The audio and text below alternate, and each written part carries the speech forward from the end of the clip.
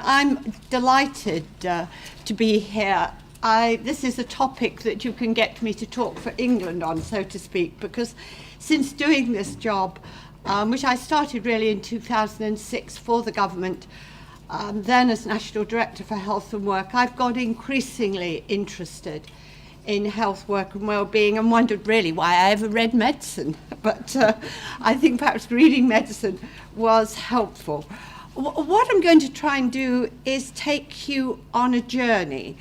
In a way, it's the journey I've been on for the last 5 or 6 years about the relationship between health and work and well-being and how that really interacts with society. And I think the first thing to say, and I hope you will agree with me, that society does need the maximum number of productive years from as many people as possible, because those who cannot work, and there will always in our society be people who cannot work, will need our support. And therefore we need the ratio of people who are earners, who are wealth generators, to our dependents to be as high as possible. And of course we're all living longer, but are we living more healthily? And you could in many ways argue that we're not, because quite a lot of us will develop not just one chronic condition, but we may develop 3 or 4 chronic conditions, and yet being able to stay in work, or indeed being able to work at all, requires that you have a certain level of health, both mental and physical. And if we're living longer, and we are going to need to work longer, therefore maximising our healthy life as a proportion of the total life we have, I think is a desirable goal for our society and for individuals. But if you look at what we're likely to happen to us, we might get some of our diseases much earlier, particularly because of obesity. We therefore will be living longer, but with more conditions, many of them chronic conditions. So how do we minimise ill health and mitigate its effect on function? You can see on this slide here the gap between the average age of exit from work, of life expectancy, both for our males and our female populations, and you can see the change in that gap. So just take males in 1984, 16.3 years, the gap in 2010, 21.6 years. So again, this is something that really will be important in the future. As I've done this work, I've really come to appreciate so much more that I need to think of it of a life course. I started the work by thinking it was about those people who were in work and were of working age. So I started to think about it as sort of in the 20s onwards. But in fact, our ability to contribute to society and to be in work for many years in a sustainable way, preferably of course in good work, is really something to do with this life trajectory, which is taken from the Foresight report. And it really, I think of it now as starting in very early life, but we were just discussing at lunch that maybe it starts with your grandparents, with all the other influences that can influence you as a child. But really we develop an approach towards later life by what happens to us at work, and then we have all the different times throughout our lives when we can either stay close to the labour market and be well, or indeed leave it either too early or inappropriately because we haven't had the right support.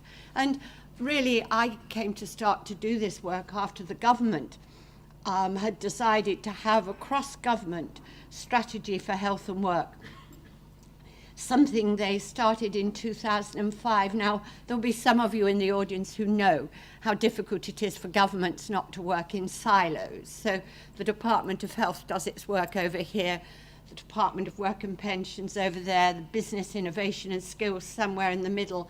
But to get them to actually form strategies together is quite difficult, but that started in 2005, and I think some of the drivers were the fact that there were too many people leaving the labour market with a health condition, whether that be a mental health condition or a more physical one. Sickness absence was a persistent problem. The tap was not being turned off. So although you may get people back to work from the benefits system, we had as many people taking the journey and moving from short-term to long-term sickness absence into our benefits system. We had a rising bill for welfare, and reduced productivity and competitiveness for UK PLC was a real problem, and as much a problem about being in work but not really able to perform to the best of your ability. You maybe felt deeply unhappy at work, it may be not a good place to be, and it may be that you just couldn't give 100%, so the quality of management and leadership at work is crucially important. So presenteeism as important, if not more so than absence, and we had a rising bill for healthcare and also an ageing population, chronic disease, and an epidemic of obesity. And when I wrote my first report, I did do part of a chapter on the public health challenges. But of course, increasingly since those years, this has become a real problem. And I don't need to tell this audience about the lifestyle influences that are so important to us. We still have 21% of the adult population smoke. 61% of us are either overweight or obese. We're now the 5th fattest nation, I think, in the world, which we've moved quite a lot in the last few years. We don't really move enough, and I don't think this is about winning, the Olympic gold medal. This is just about, are we active? Do we have movement? And if only we could all move more, that would be a great help. And of course, these things contribute to various diseases.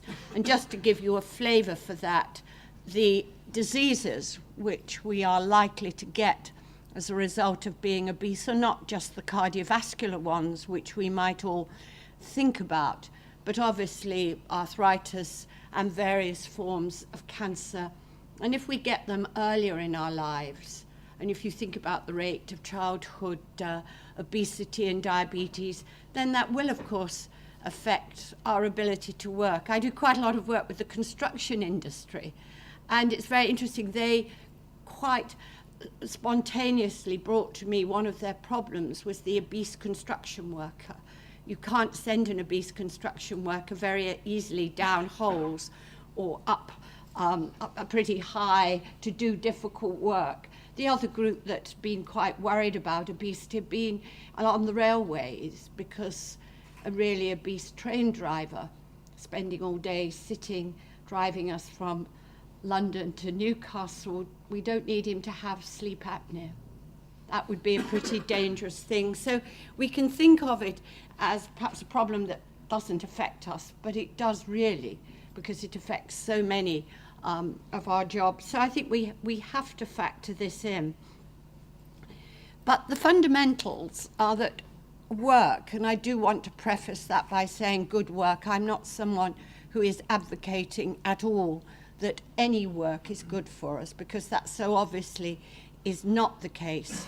But work on the whole is generally good for health. It is a social determinant of health, but it does need to be good work. And of course, when you go to medical school, and I'm sure nursing school as well, you learn a lot about how bad smoking is for health, and how much too much alcohol is bad for health. But there was nothing in the curriculum I studied which ever told me that being in work would be a determinant of health.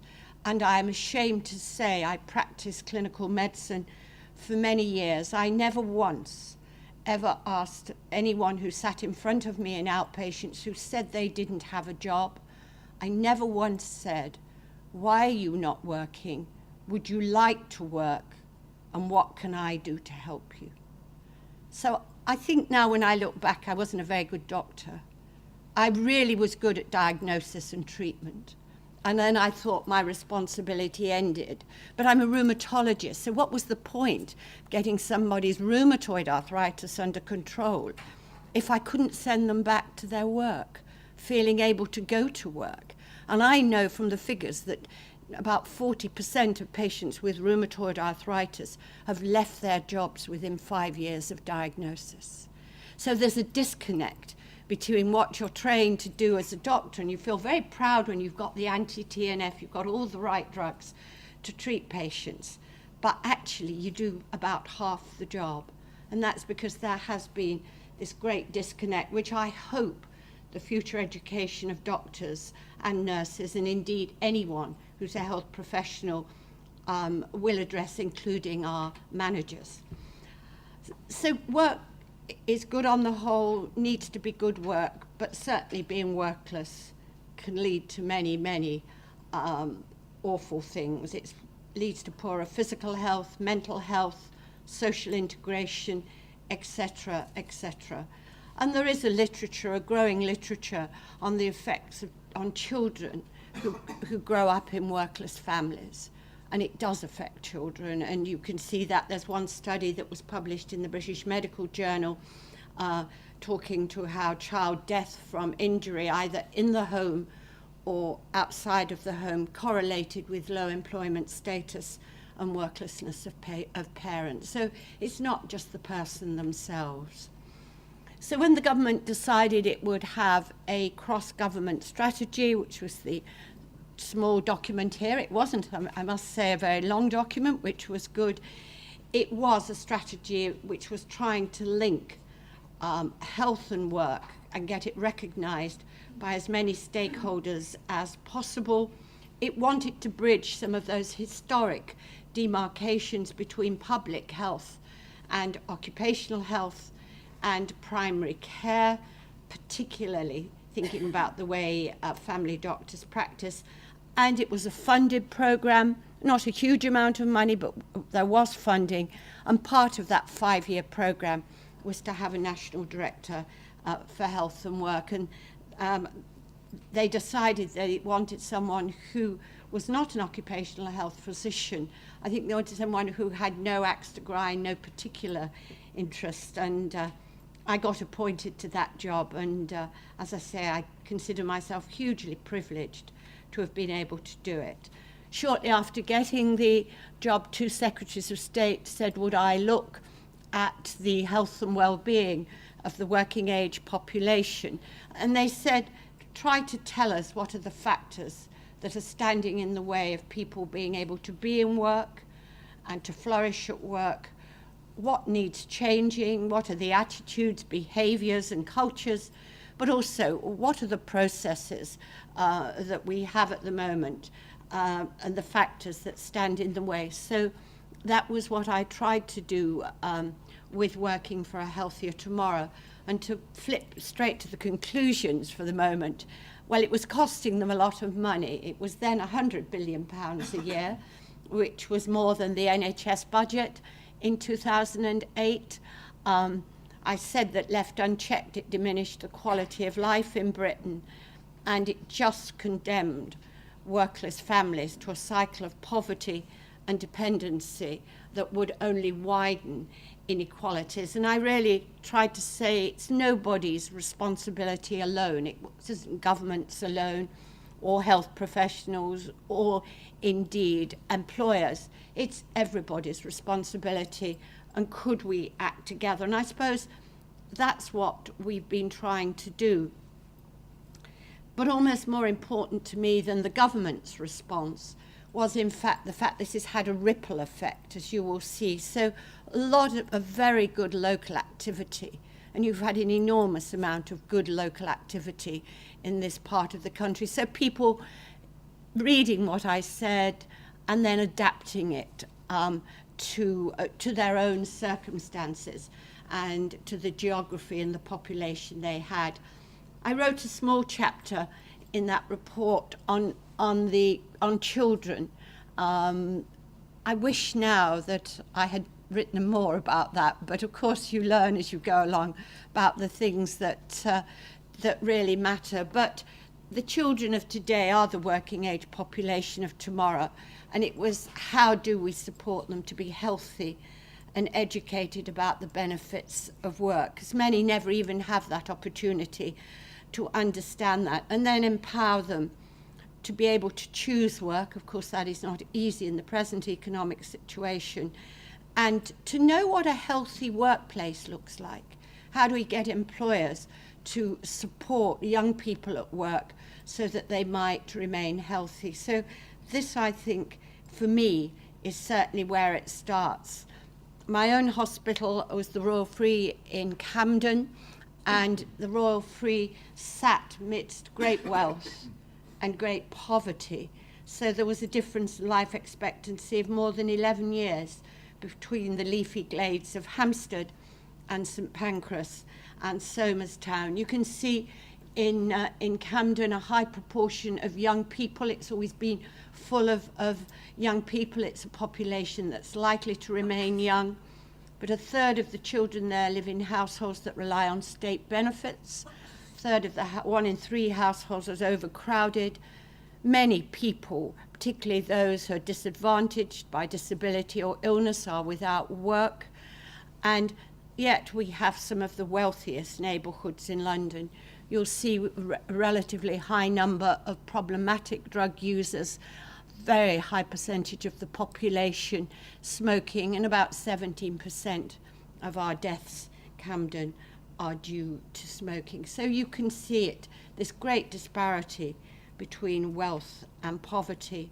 And then if you come north, this was something I read in the Times in May of 2010, but it really resonated with me, and I've kept it and thought about it ever since. In this article, the journalist said male joblessness and single motherhood correlate strikingly.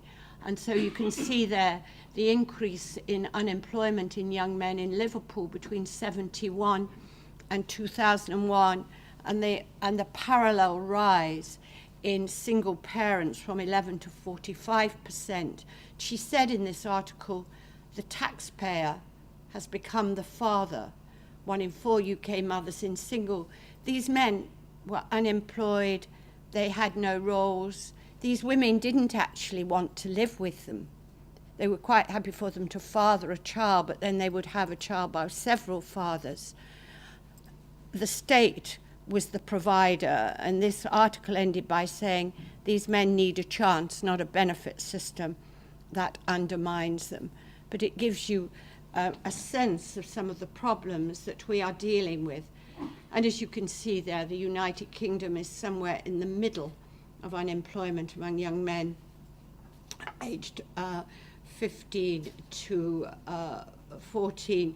That's the darker blue, and then the turquoise are the 25 to 74.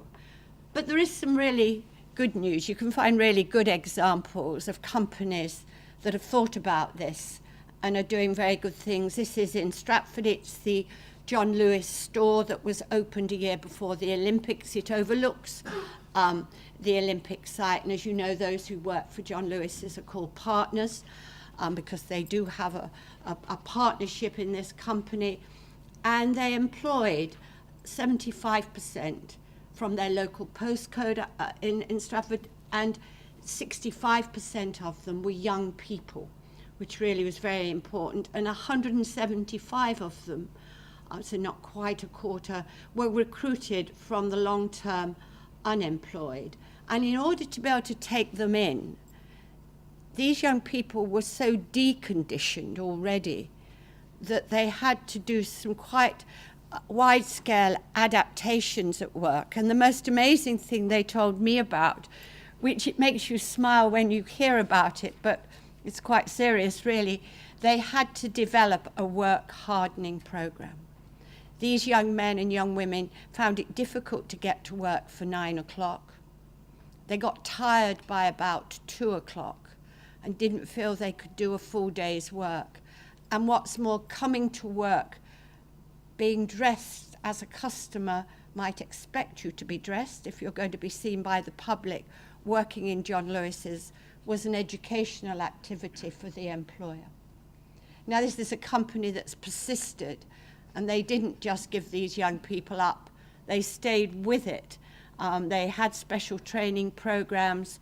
They got into them what working for John Lewis's and the heritage of that meant but they did have to put in extra physiotherapy. They had to develop their physical fitness.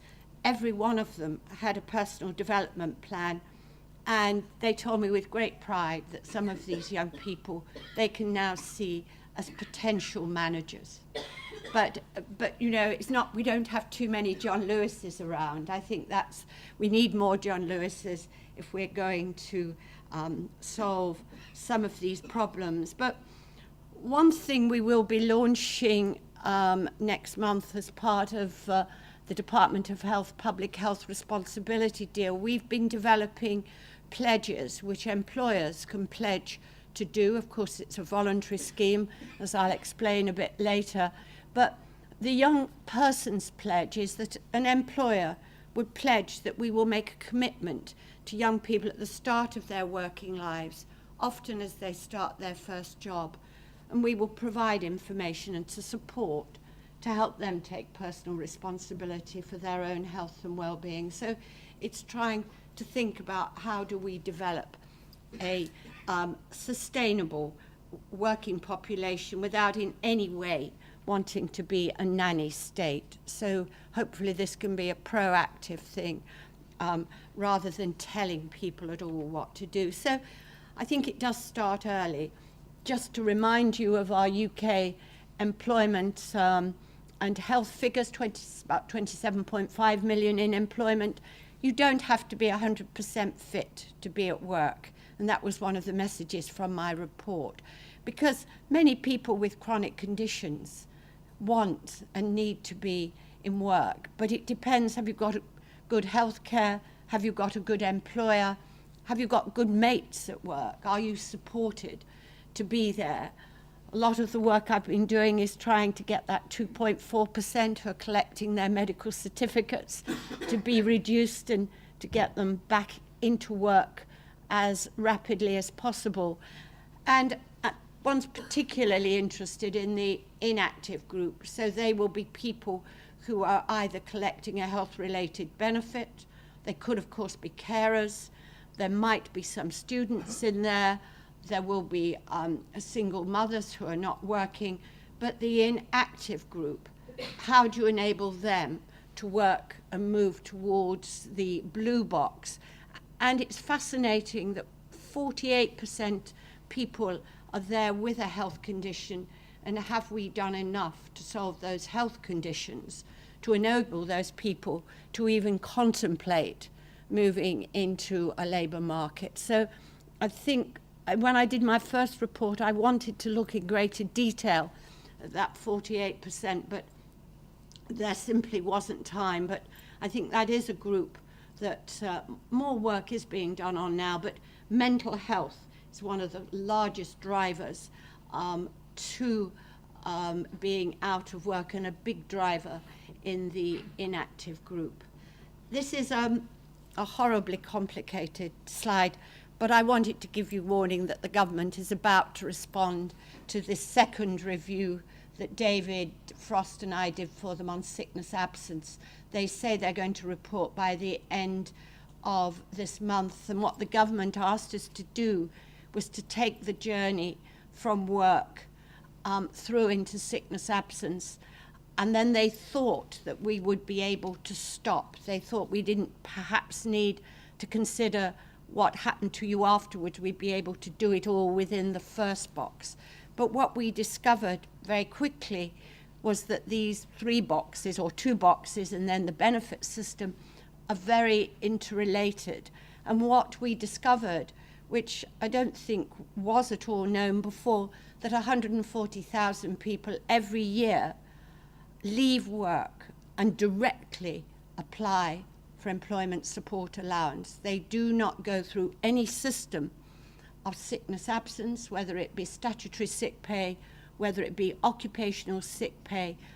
They're in work 1 week, they leave work, and they apply immediately to employment support allowance, and the whole system allows them to do that. And yet they are close to the labour market. Now that cannot be good for anyone, and there's little help or intervention to enable those people to stay in that first box. And really what the government has is a system where all the active support happens at the end of the journey. Well, it's much too late then. If you've been out of work for over a year and you're anticipating that you will be able to claim a benefit and nobody's helped you move this way, well, it's a system that needs reforming. And really, in a way, that's what the second report has been about. And where you do need lots of help, right at the beginning, we have far too little help to maintain people in work. And so, actually, when you think about this agenda, you can't think about one bit of it. You have to think about the whole journey, although much of what I'm going to say now sort of talks to the first box. So if we think about why we leave work, well, we leave work because common mental health problems, musculoskeletal problems, is what the GP, who is the gateway to the benefit system, writes on our note. We shouldn't be leaving work for those two sets of conditions. They're common, they're often not at all serious, there's little objective disease. These are essentially whole people who need to be helped. And often what is not asked about are the psychosocial factors that stop them working. It's not, you can't write on a sick note, I hate my line manager, I don't like the room in which I work, I'm in debt, and I've got extra carer responsibilities. The GP doesn't write that. What he writes or she writes is back pain. But of course that's about 1/10 of the problem. And until we start really looking at these psychosocial factors and realizing we have to deal with them as well as the health problems, then we will not succeed. And then, of course, there are people who have proper disease, whether it be mental or physical. We need to help them. But I do want to stress the very large numbers that sit in this common box. And mental health is a real challenge, as I've mentioned. And people with mental health problems are 60% less likely to be employed. So this is not a small number. There's been some recent papers that are really quite interesting. This is talking about back pain and psychosocial factors. And you can see there, having made all the necessary adjustments in this Scandinavian paper, what were the consistent predictors of back pain? Well, do you have any control at work? Have you got any autonomy? Because if you haven't, it's quite right that you might get some back pain. Are your leaders empowering you? Do they make you feel you do a good job? Is this a good person to work for? Terribly important. And is it fair leadership? And some further work that's been done. This was a systematic review looking at leaders' behaviour and styles. It reviewed 3 decades of research, and it came to the conclusion that leaders' behaviours affect employee stress and well-being. But we now need to understand that process and then find some effective interventions. And what about the middle manager? Because I think this is probably one of the most important areas that we have neglected. Again, a Danish study in the public sector. This organisation had a poor social support. People didn't know what their roles were, lack of meaningful work. They had an intervention that they measured at entry, and 18 months later, the exam question: did active middle management support the intervention, mediate its impact on well-being? And you can see there that using a particular modelling system, that active middle manager involvement, as perceived by employees, correlated with job satisfaction and well-being. And what I would really say, don't put the fresh fruit and vegetables out if you don't get this right. Because I think you can have a bicycle scheme, you can do all the good things, which you should do, but if you get this wrong, I would eat my Mars bar. I would not be eating my fresh fruit. I'd be stressed. So I think that's crucially important. And somebody sent me this. It comes from 1957. They sent me the paper, and it's from the advisor to the Treasury in 1957. Dissatisfaction with working conditions can often be counteracted by escape to outside interests, which unfortunately includes ill health or absence. So it's not new, but we've never actually done anything about it. If you think about the more serious conditions, diabetes, rheumatoid, cancer, the long-term conditions, any cardiovascular condition, we might get these diseases earlier in life, as I've said. And if we live in deprived areas, we're certainly likely to have more of them. This is taken from Michael Marmot's great report. And you can see there on this side, if you live in the least deprived areas, you're likely to have, quite likely to have no condition, certainly possibly one, maybe two. But if you live in the most deprived areas, then you're going to be accumulating your diabetes, your coronary, you'll probably be smoking, so you'll have chronic lung disease, and you may well have some osteoarthritis as well. So if we're going to deal with this side of the equation, you do need patients to be fully informed, and you want them to want to co-create health with you. You need good clinical care and flexibility. And if you can get that, if you can get all those things together, then we can keep people in the workplace, and we can actually extend our working life well. But I did just want to add as well that beside poor health, the reasons why people leave economic activity, often shortly after the age of 50, include limited skills and increasing caring responsibilities. So you have to add other things to the health reasons, and Michael Marmot brought that out very clearly in Fair Society, Healthier Lives. But I also found lots of other things when I did this report. I really thought we needed to change the sick note to a fit note. I thought we needed some proper vocational rehabilitation, and we needed to change occupational health. I'd love to think of another name. I really think it's one of the most off-putting terms I know, and people think of it in it doesn't have any good connotations. You know, if you say I'm going to be an occupational health doctor, it doesn't sound like saying I'm going to be a neurosurgeon. And what do we do to make this an exciting activity for a health professional? Because you need all of these people to be working together. Lots of people have said, am I happy with the new medical certificate? I'm partially happy, that would be the truth. I think when it's used well, it's good. If a GP fills it in properly, and if an employer can accept the advice that's given in the new form, and if they've thought about a person's function and capacity, not incapacity, then that is a very good thing. But we know that less than 20% of GPs use this note properly at the moment. The electronic formulation is now being rolled out. That may increase that. And we know that 77% of GPs say they feel obliged to give a note for a non-medical reason. They know the family.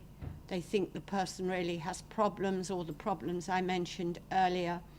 And only 23% of them know what they send people to.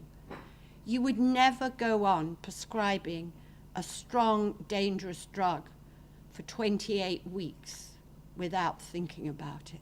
You would be struck off a medical register. So why do we permit the writing of endless notes that take people out of work? Why do we not make people think more about what they are writing? It may be okay in the short term, but what you are doing is sending people down the journey that I showed you earlier. So it's an advance, but for me, not enough. We've looked at GP attitudes, and if you look at this slide, we need far more of them to be saying that it was a good thing, that they fully agree rather than they're somewhere in the middle. So we're seeing, as the years have gone on, we've seen a change in GP attitude, and they know that work is generally beneficial for people's health, but doing the right thing, changing it into behaviour, is much more difficult. We've got a national programme of education for GPs, and that is now being done in places of employment. We didn't start that way, and we should have done. We didn't get it right to start with. We did the education in PCTs, in health-related places. But actually the new version is indeed an employment funded, in the sense the employer provides the venue and they provide the tea and coffee and biscuits, but it's being done in places of employment. And we've had more and more employers come forward and offer their workplaces as places to do this training. And I think that will improve the relationship between our GPs and employers. I wanted us to be thinking about the problems that people have and not just their health problems. So early intervention to solve the problem. And the only reason for putting up this slide is to show you in the Leicester, this is the Leicester Fit for Work service, 78% of the problems that they have seen required non-medical intervention.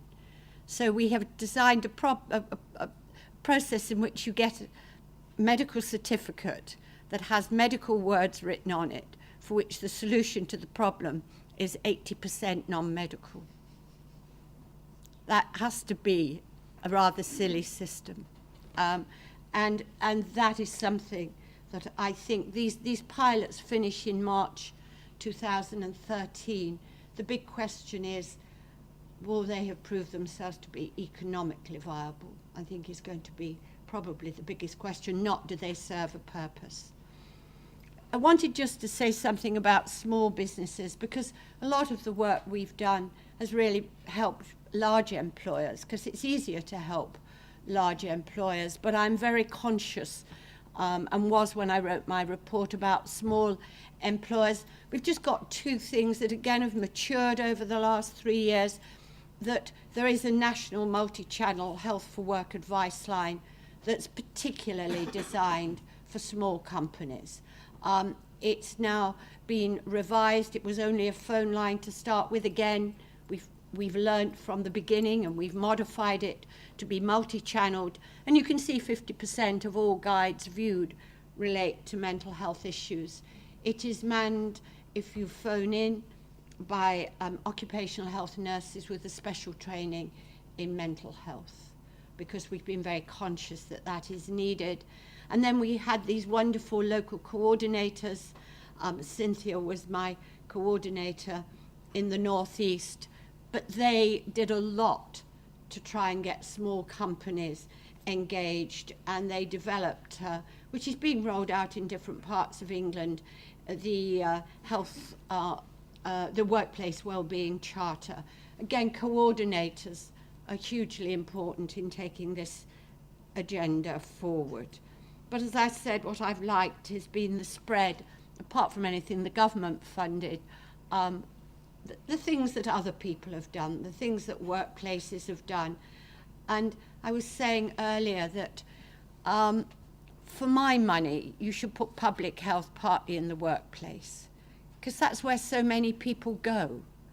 And so if you want to get messages about eating well, being physically active, it's kind of much more fun to do it with your workmates than to often be told about it by your GP. And I run 3 times a week, but I only run because somebody knocks on my door who's a mate from work.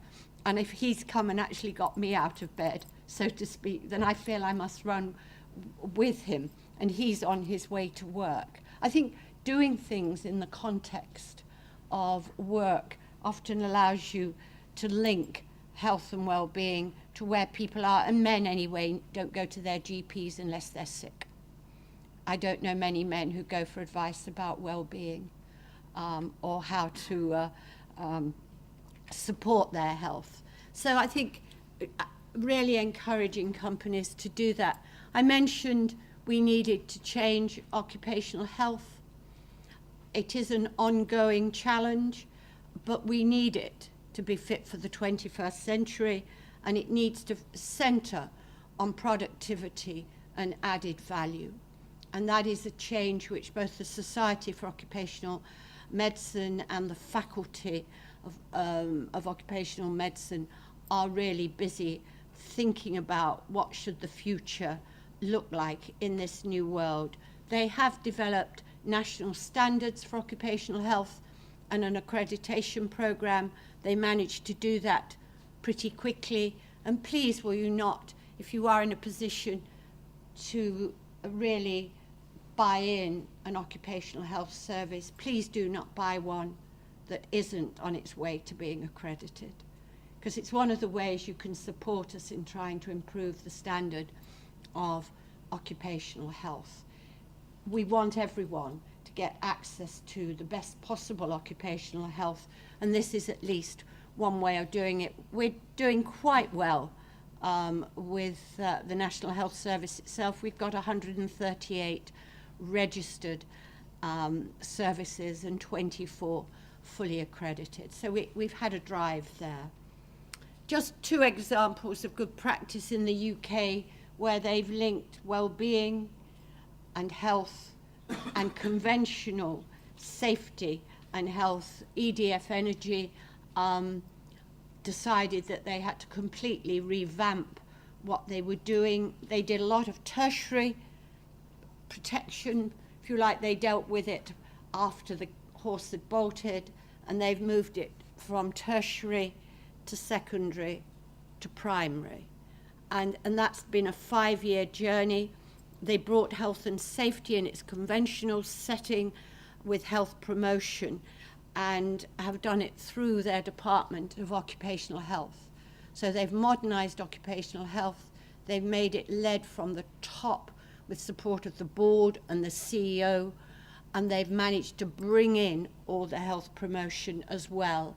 They've got a fantastically good resilience programme, which is available to all members of staff, and they've used the HSE management standards to design good work.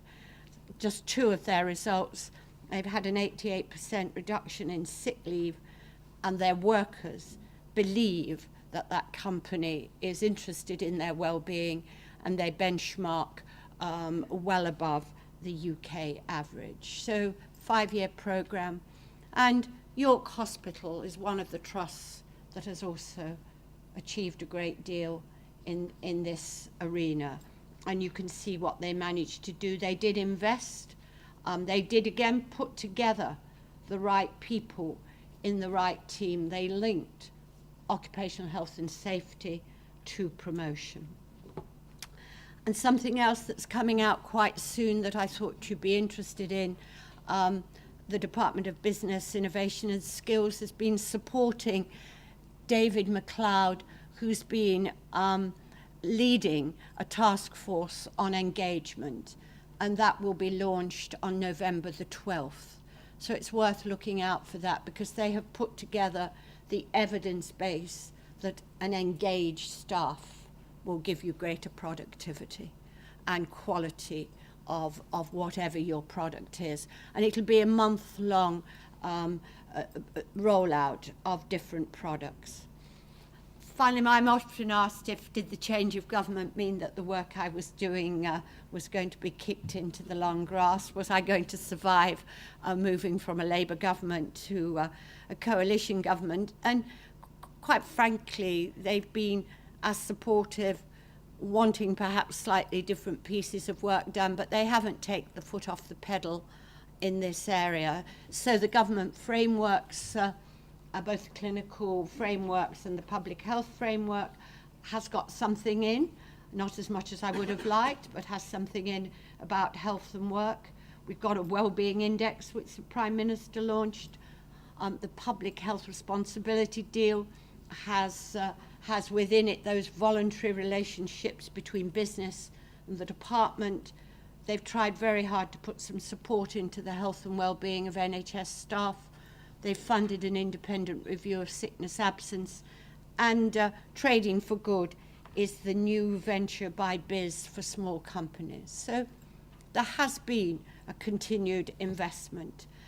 I won't say much about the public health responsibility deal, but Andrew Lansley's had a pretty poor press for many things in the past 2 years, but the one thing I certainly would like to thank him for was his passionate interest in public health and trying to get businesses to sign up to pledges that supported the health and well-being of their staff. And I've chaired for him his Health at Work network. And we've got 8 pledges. Well, a young person pledge, which was the one I showed you at the beginning, will be launched either at the end of this month or the beginning of December. But we've got pledges that cover really much of what public health is interested in, and they are voluntary agreements in which employers pledge to do certain things. And if you cover all of those, you're certainly going to have staff that are healthier and more engaged. And then I await with interest what the government will say about our report, whether they're going to support it, whether they're not going to do what we asked them to do. But it was about making that very complicated journey a proper journey that helps people stay in work and doesn't give them all the support when they've fallen out of work and are in our benefit system. So if you want to sustain a good working life, I think we start with our children and young people. We really need to attend to the social gradient in health, to homelessness, to worklessness. We need to intervene early on the common problems that prevent people working. It is important to sort out the debt problem you have, the carer problem, as your back pain. Because if you don't, then you won't keep people in work.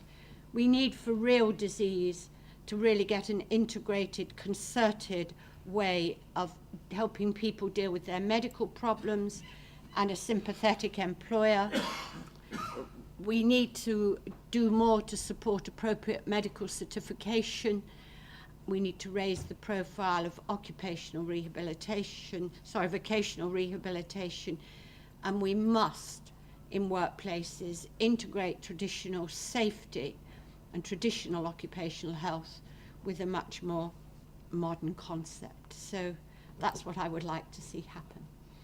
So I hope I've taken you on a journey which I've certainly been going along. As you can see, we didn't get it right first time with quite a lot of those initiatives, but that's part of the learning. And I think as long as you can acknowledge that, we haven't got it right yet with the fit note. But I think hopefully the new report will have added something if the government accept it. But I think we're moving in a direction that was ignored before, and hopefully more people will feel they can have a fulfilling life with a good job. Thank you very much.